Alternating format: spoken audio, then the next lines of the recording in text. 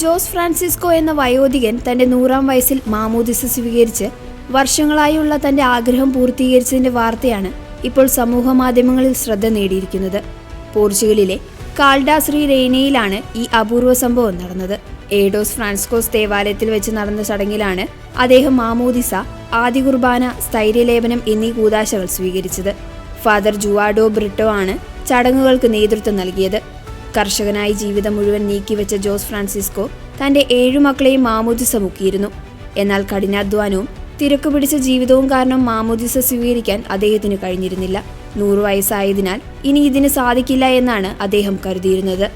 എന്നാൽ റോട്ടറി ക്ലബിലെ ആന Pinto മച്ചോഡോയുടെയും academy of dreams സ്ട്രീമിന്റെയും ശ്രമഫലമായിട്ടാണ് അദ്ദേഹത്തിന്റെ സ്വപ്നം യാഥാർത്ഥ്യമായത്. മാമോദിസയ്ക്കായി ഉപയോഗിച്ച തൂവാല ജോസ് ഫ്രാൻസിസ്കോയുടെ ഭാര്യ നെയ്തതും അവരുടെ മക്കളെ മാമോദിസ മുക്കിയപ്പോഴും ഉപയോഗിച്ചതുമാണ് എന്ന പ്രത്യേകതയുമുണ്ട്.